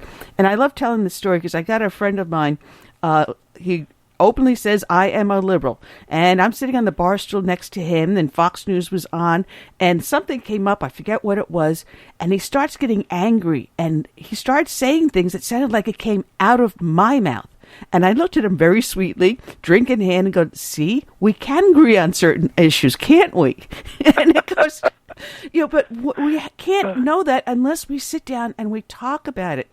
I also have a favorite story. I had someone, a young lady came to pick me up because I was getting a car rental with Enterprise, and someone came on the radio talking about the fare tax. And she started ranting about how awful it is. They're going to make me pay 23% more, blah, blah, blah. I says, wait a minute, let me explain exactly how it works. Are you aware before you pay a penny tax, you're going to get a prebate? You're going to get a check in the mail that should cover approximately what you expect to pay in sales tax. She goes, no, I didn't know that. And then as I talked to her, this girl who was obviously a Democrat was for the fare tax. But we can't have that conversation unless we're willing to sit down and be patient, which is what your blog was about. Yeah, you have to. That's exactly right. You have to be willing to listen to other people's views, even if, listen, the whole point of this country is that I get to celebrate your right to scream at the top of your lungs something with which I disagree with all of my heart. That's the point. That's what makes America so great. That's what makes us strong and powerful, because people can't stop us from doing that. But if that person is going to scream at the top of his lungs and no one's going to listen, then what's the point? There's got to be free speech, but there's also got to be willing listeners. That's the point of the story. Yeah, absolutely. You know, I was addressing a bunch of college students at the University of South Carolina, Beaufort, and they were having a get out to vote. And I would say 90% of the speakers there were all liberal Democrats. And there was only a small handful of us, I think about 3 of us, that were conservatives or Republicans. And when I got to speak, all of a sudden the cat calls, the name calling, and I said, wait a minute. I gave you respect. I sat there quietly and I listened. I defend your right to say whatever you choose, but also defend my right to speak freely too. And once I said that, the room quieted. And I was able to talk, and one person started a cat call, and everyone else shushed the person. And I was able to say what I wanted to say. In the end, I had people coming up to me saying, thank you, what you said needed to be heard. And I didn't think of things this way. You know, you have to be able to have that dialogue, but you got, as you said, you have to listen first, and then you can form your side of your argument, but form it in a way that it isn't insulting. No, that's exactly right. That's exactly right. I completely agree. You've got to be able to do that, and it's wonderful that you got that crowd under control so that you could be heard, because that's been a lot of what we've seen with Trump and with Clinton, and although Clinton doesn't get out there much, but with Trump, you know, these people come and they try and disrupt him, and yet they're not criticized by anybody. It's just remarkable. And the twisting, I mean, the media, it's just so completely biased at this point. I hate to say it, because I used to make excuses, but there's a guy on CBS, his name is Major Garrett. I don't know if you know who he is, a commentator. Yeah. And I'm telling you, at this point, he actually mocks what Trump has to say when he reports. He doesn't just report, he mocks. Or what's her name, that Kathleen O'Donnell or whatever her name is, that works with Charlie Rose. When this shooting occurred today, it wasn't just like the shooting occurred, it was another shooting of this type has occurred. You know, just keep throwing the kerosene on the fire. That's just terrific. And now they want to blast Trump because he's got this bromance they claim with Putin. If they would just listen once to what the man said, what Trump has said all along is he admires Putin because he's a strong leader and Obama's not. That's what he said. He didn't say, I'm going to roll over for Putin. He didn't say, I love everything he does. He didn't say, I enjoy the fact that he abridges civil liberties in Russia or in the Ukraine or wherever. He said, I admire the fact that he's a strong leader. What's wrong with that? We could use a strong leader right now, in case no one knows this. It's very difficult to watch these things. My wife keeps telling me to turn it off because I'm going to throw a shoe through the TV or something. It's pretty brutal. Well, I keep flipping. I don't know about you, Curtis, but in the morning, do you have to flip channels because at some point you can't take it, and then the other show is just as bad? I mean, it's incredible. I do that quite often.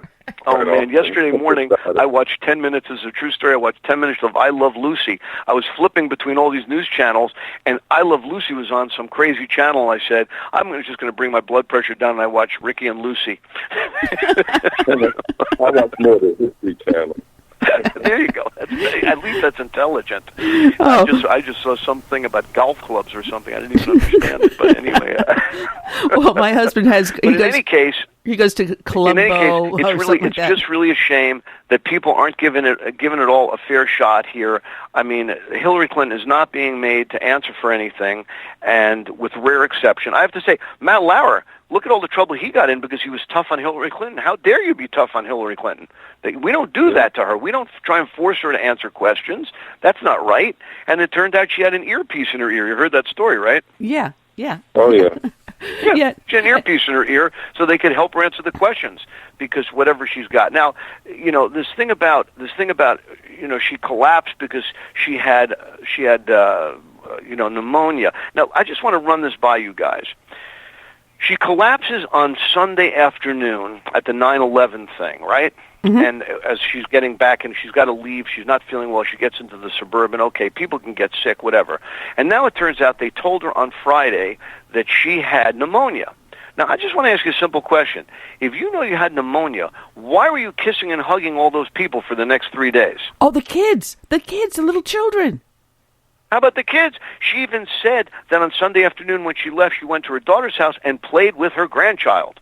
That's what she did. And then she came back out and was kissing and hugging that little dark-haired girl, that pretty little girl that she was with there. Why are you doing that if you know you've got pneumonia? No, plus what do you think my liberal friend? What do you think? Excuse me, I have to tell you this. I'm sorry, but what do you think my liberal friend said to me? Some forms of pneumonia are not communicable. Okay. Wait a minute. So now she's not only Superwoman, she's also a doctor. She knew that her pneumonia was not going to be contagious. Isn't that remarkable? It's a miracle. It's a miracle, right? But she kept wanting to run and kiss and hug these people. But in the meantime, she won't release all of her medical records because I saw this thing online. I'm not saying I subscribed to it. I'm just saying I saw it. That this doctor, who's a very credible doctor, internist, did this whole thing on how he believes that she's got Parkinson's and that she's taking medication for it, and that a lot of these incidents that occur with the coughing, the collapsing, the freezing from time to time when she's answering a question, the way she holds her hands is all completely consistent with Parkinson's disease. Well, if she's got Parkinson's disease, don't you think we ought to know that? Yeah. If she doesn't, fine, but release the records. Yeah, they demanded Reagan's records. They demanded John McCain's records. Why are we not demanding her records? And and by the way, I want to be fair and just say, Donald Trump should absolutely be releasing his tax returns. I don't care about the audit. My guess is that his tax returns are going to show that because he takes advantage of how the game is played, he doesn't make as much money as he says he does, and he probably doesn't pay any tax. Okay, I got it. Release them. We're entitled to know. Then you could explain it, but release them. This is nonsense. This lack of transparency by these candidates is terrible. She's worse, but he's not so good either. I mean, I want to see all of his medical records, and I want to see his tax returns. I want to know what's going on. You keep saying you're worth $400 billion or whatever he claims. Let's see the tax returns. Well, I can see the calling for that, but he's also released the campaign finances, which is more extensive than his tax returns. So why don't you just take a look at that? You know, if he is under an audit, I can understand wanting to wait for the audit because you may have to change your returns.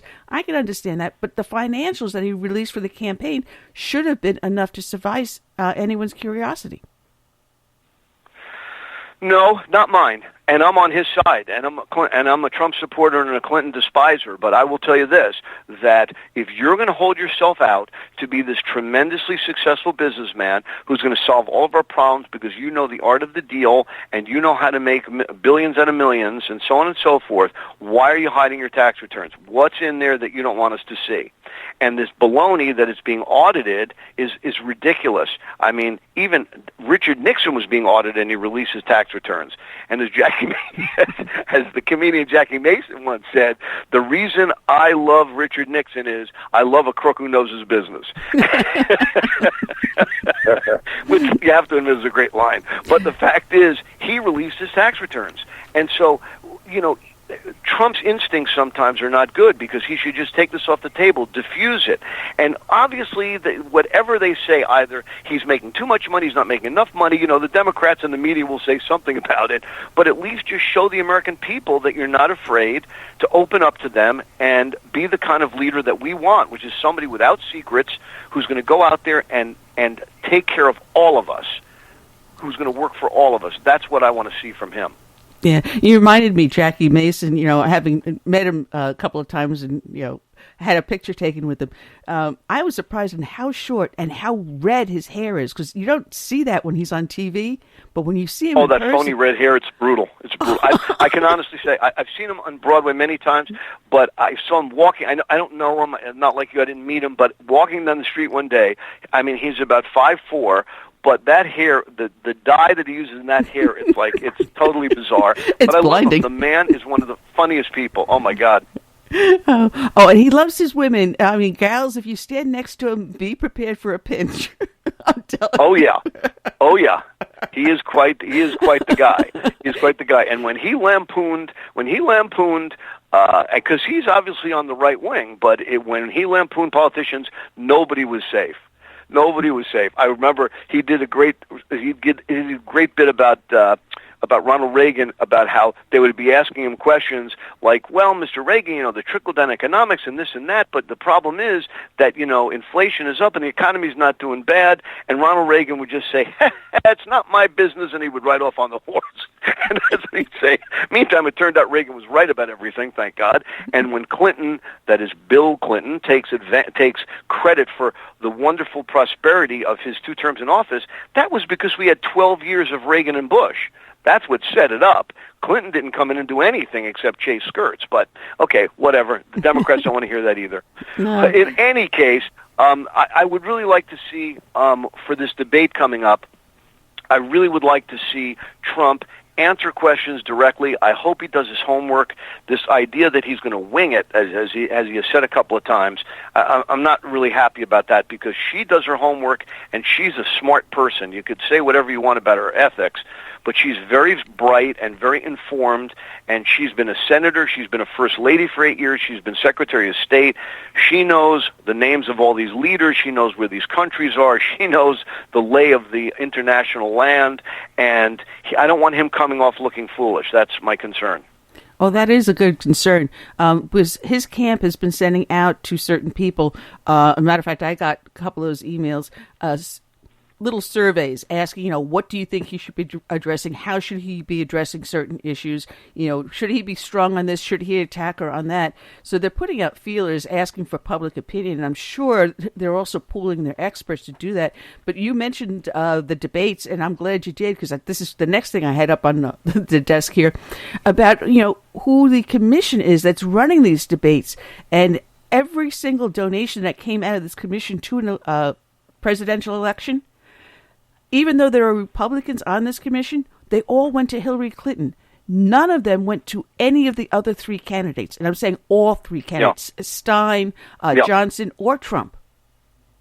And this is supposed to be a bipartisan commission. I mean, she's got a lot of that stuff locked up, but I don't think that's going to win or lose the election. I think people, as long as they listen, as long as they see what's going on here, and as long as she keeps stepping on her own tongue, I mean, she's her own worst enemy right now. She could say anything she wants about Donald Trump, but she just keeps screwing up royally. I mean, calling people a basket of deplorables and then calling them irredeemable. I mean, come on. This is, that's how you're running for office? Okay.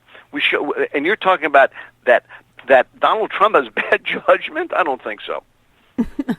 No, and I'm one of the adorable deplorables. I want to remind everyone your website, which is your name, Jeffrey Stephens, STEPHENS.com. And thank you. The books, which are the Jordan Sandor Thrillers. And I'm telling you, I have had so much fun reading this that, I walk into the library to do my business, and you know which room I'm talking about.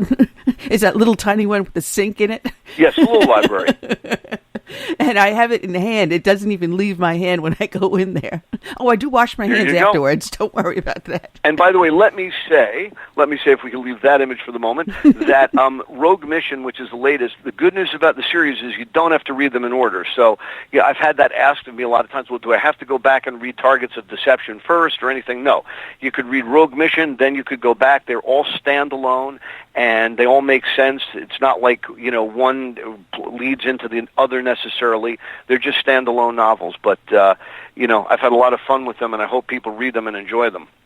All right. And, Curtis, I heard a question coming up. Are you working on a sequel? What's that, Curtis? Are you working on a sequel to this? Yes, I am. I'm working on a 5th, which involves Putin, by the way. I figure I might as well go for it. He seems like he's going to be around a little while anyway. So I'm going to go for that, and we'll see what happens.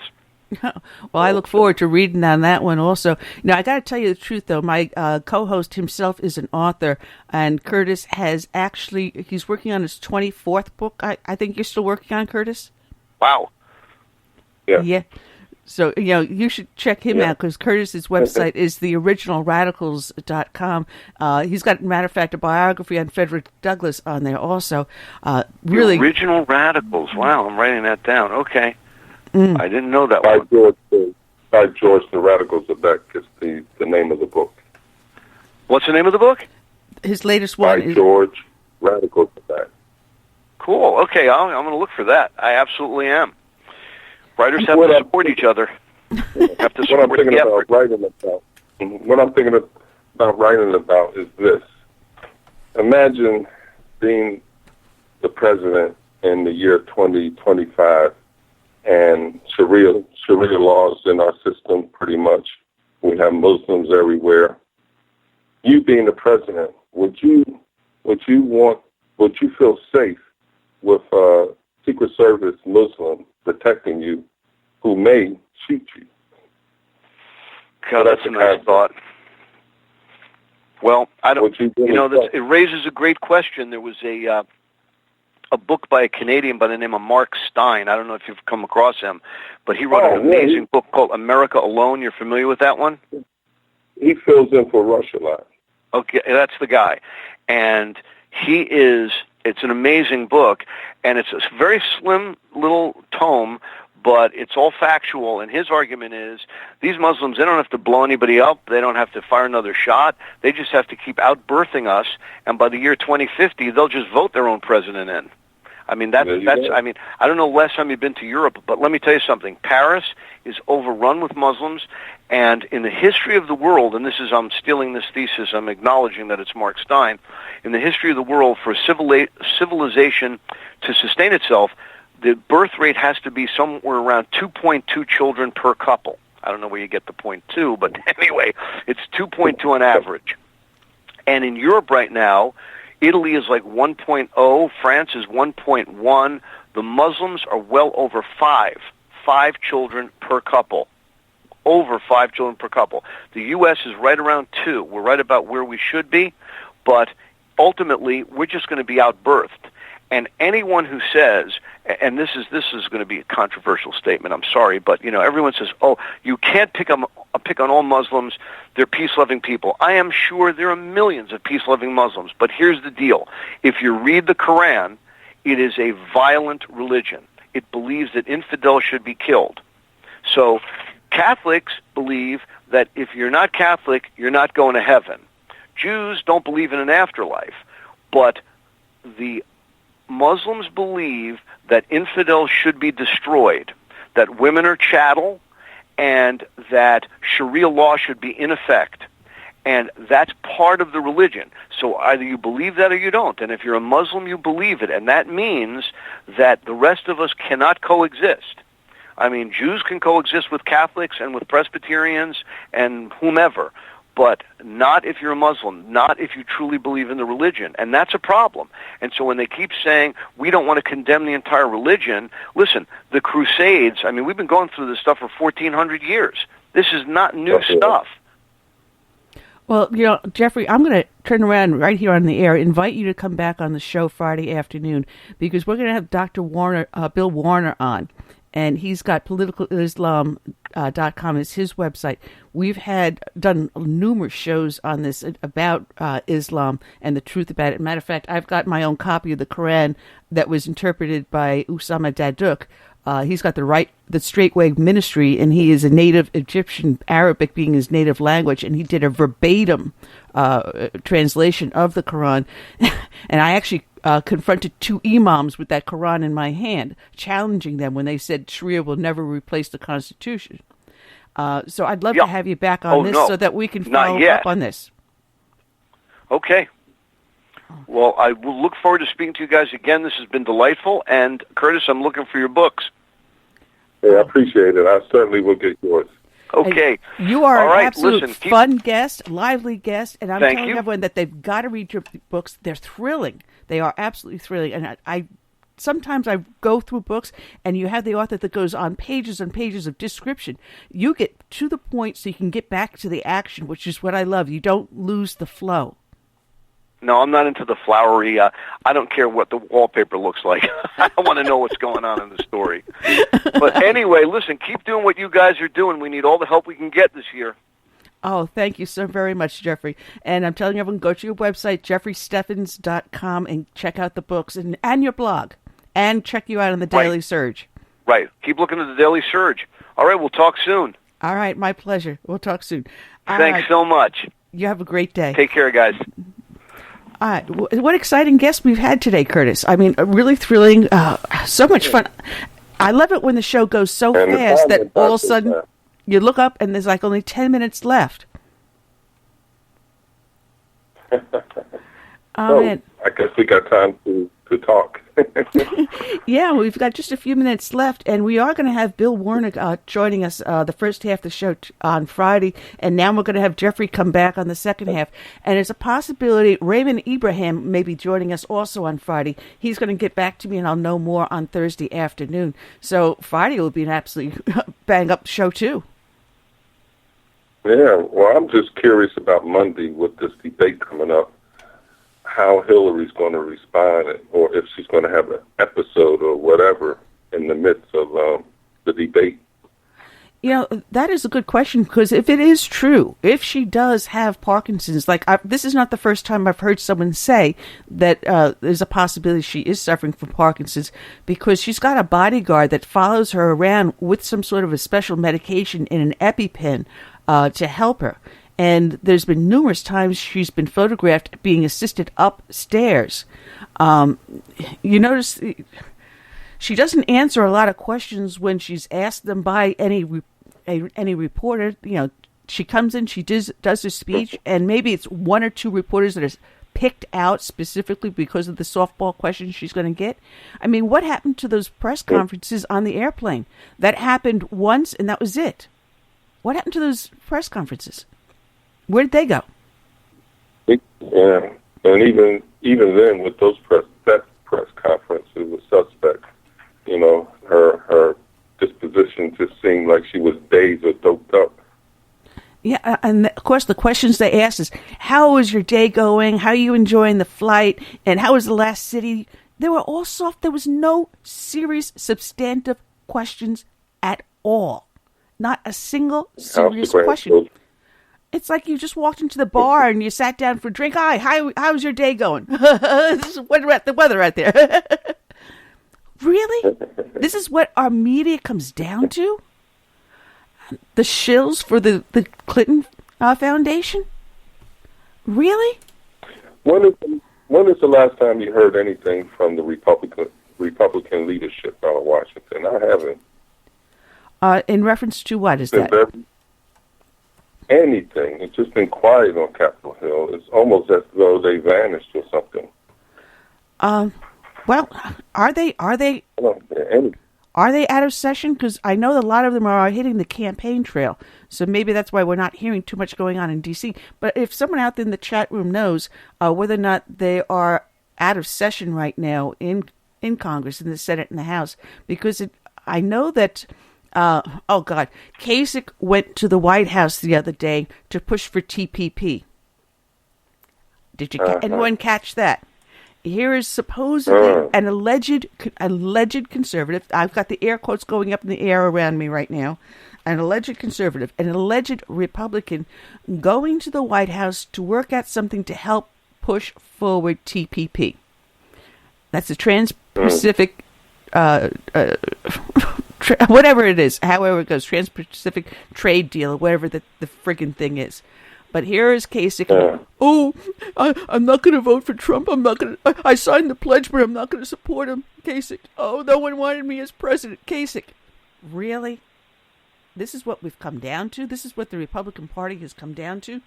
And there was also the rumor that went out that George Bush the First was saying that he was going to... Sue is saying that Congress is currently in session working on the budget. That is why things are quiet. Thank you, Sue. Sue from New Mexico, who out there, I got to thank her. She goes out there and she plugs shows on BTR tirelessly. This girl is a workhorse, even though she's home. She doesn't feel all that great, but God bless her. Prayers go out to her. She does marvelous, marvelous stuff. Love her dearly. She's such a sweetie. Well, I'm just saying that we have terrorists blowing up pipe bombs and pressure cookers, and we have Iran intimidating our Navy, and you don't hear anything from the Republican leadership. That's what I was talking about more so.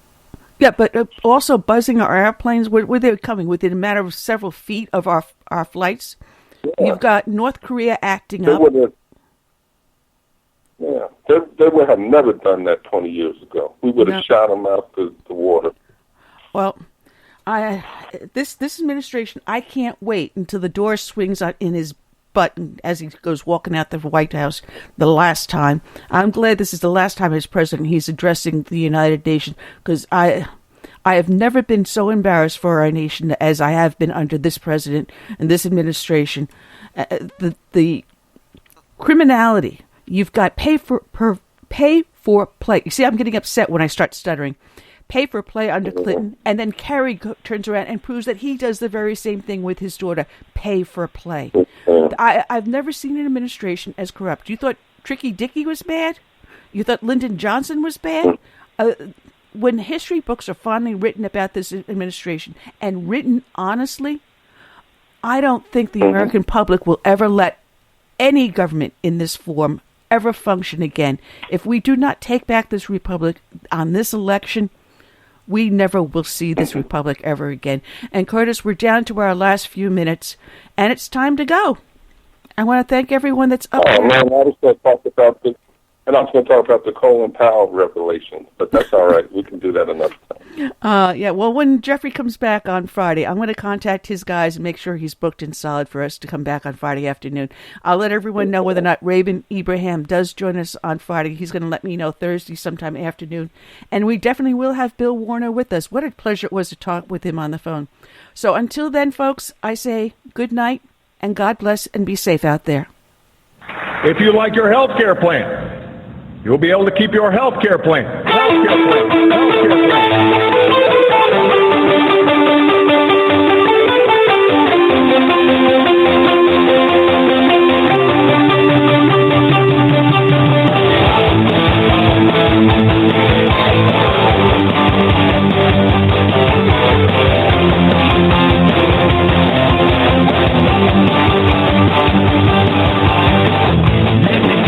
It's gonna work, kid. You're working hard like your parents both did. Everything you earn by breaking your back, we're gonna redistribute when we make our pay tax. Hey, district town, don't be a jerk, 'cause none deserve it better than the ones who won't work. We're gonna throw away what I hope for this vote. Use your hard-earned money just to buy a new boat. Welcome to the place. Welcome to the place of the left hypocrisy. Little piece outfit for you and me. Oh, welcome to the face. Welcome to the face of the new democracy. Here in the land of the not so free. Party not restricting stuff is for our own cause. We got a pen and telephone to bypass all your laws. Political courageous will replace the Bill of Rights. Support religious freedom, bless you, praise Jesus Christ. The presence in our pockets, others know I'm free. You cannot make a move, now that the NSA can see. Don't expect equality, respect, and fair play. The IRS will target those who vote the wrong way. Welcome to the face. Welcome to the face of the left hypocrisy. It'll be counted for you and me. Oh, welcome to the face. Welcome to the face of the new democracy. Here in the land of the not so free.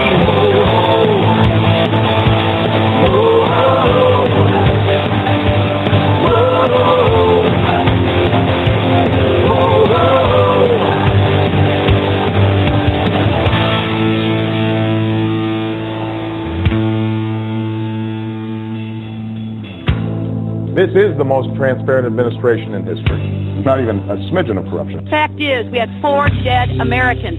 What difference at this point does it 90 seconds. You didn't build that.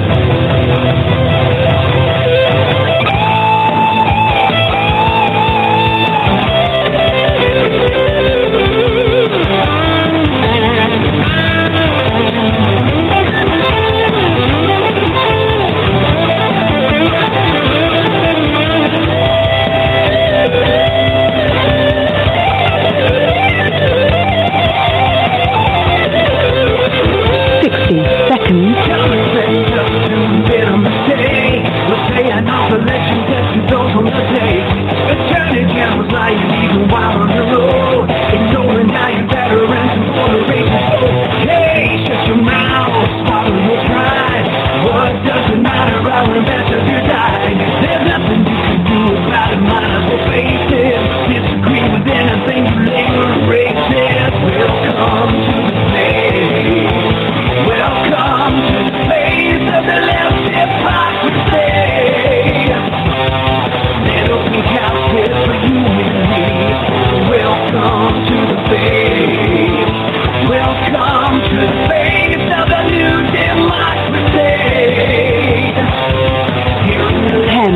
not so